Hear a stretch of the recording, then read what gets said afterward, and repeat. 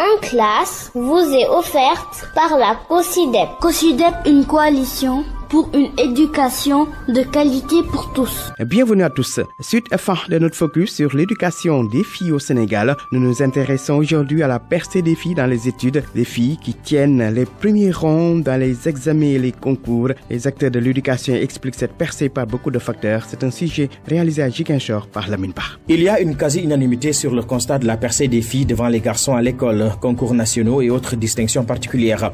Moussa Sarro, syndicaliste, le met au compte des efforts déployés par notre pays en termes de politique d'accès et de maintien des filles à l'école menés à travers plusieurs projets et programmes depuis une dizaine d'années. Nous pensons en tout cas que c'est lié le plus souvent en tout cas, à la politique de l'État accompagnée par des organisations de la société civile dans le cadre de l'accompagnement des filles, parce qu'une fois que la politique a été dessinée qu'il faudrait davantage de filles à l'école, des organisations féminines comme des ONG, organisations non gouvernementales ont eu à parrainer en tout cas ou à marrainer des filles. Ça signifie quoi? Ils ont eu à accompagner ces filles à la maison à travers des cours de renforcement, mais aussi l'achat de fournitures scolaires et l'accompagnement aussi par rapport aux moyens de transport. L'inspecteur à la retraite, Alfousseni Kassama, lui l'explique par l'amélioration de l'environnement économique et social de la fille. Au niveau des travaux domestiques, il y a de l'amélioration. On ne balaye plus souvent, on ne cherche pas de l'eau au puits, on ne va pas chercher du bois, on ne fait pas la cuisine, on ne fait pas le linge.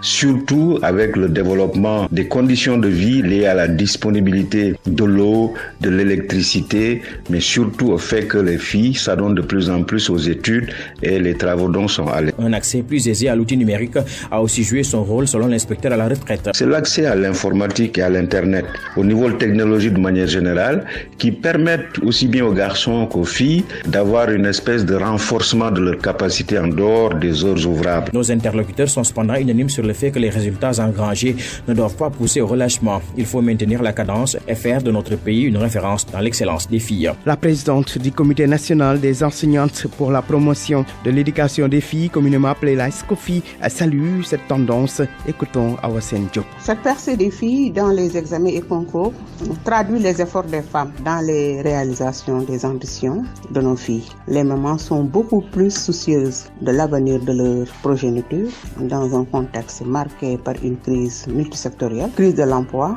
perte d'identité suite à la mondialisation culturelle, crise aussi du système éducatif. Et puis, dans la rubrique découverte, nous vous présentons aujourd'hui l'école de Saré Moussaïel, située dans la région de Kolda. Dans cette localité qui se trouve à la frontière entre le Sénégal et la Gambie, certains parents préfèrent amener leurs enfants dans les écoles gambiennes, nous dit Abdoulaye Diallo. Située à la frontière entre le Sénégal et la Gambie dans la commune de Badion, l'école élémentaire de Saré Moussaïel qui a été créée depuis 1982, cet établissement scolaire peine à sortir de l'ornière à cause des difficultés qui gangrènent son fonctionnement. Hassan Ndiaye est le directeur du dit établissement.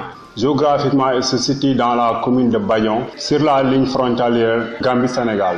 L'établissement a été créé en 1982. C'est dans cette école qu'un enseignant a été porté disparu au courant de l'année scolaire précédente. On était là 3 enseignants. Malheureusement, un de nous qui est malade depuis le mois de février. C'est l'enseignant qui a été porté disparu. L'école de Saré Moussaïel est installée dans une zone où les populations méconnaissent l'utilité de l'éducation moderne. Le milieu jusque-là sont réfractaires par rapport à l'école. Le problème majeur ici, je peux vous dire que c'est l'alternance de l'école coranique et le français. Vraiment, on trouve beaucoup de difficultés par rapport à ça. Imaginez des enfants, le matin, avant de venir à l'école, partent recevoir le cours coranique, ensuite revenir. Des fois, on est obligé d'attendre parce qu'il ne sert à rien de démarrer alors qu'ils ne sont pas là. À cause de leur proximité avec la frontière, certains parents d'élèves préfèrent aller inscrire leurs enfants dans les écoles gambiennes. Merci à Abdoulaye Diallo et à Lamine Ba. Vous pouvez réécouter cette émission sur www.rfm.sn et sur www.cosdep.org.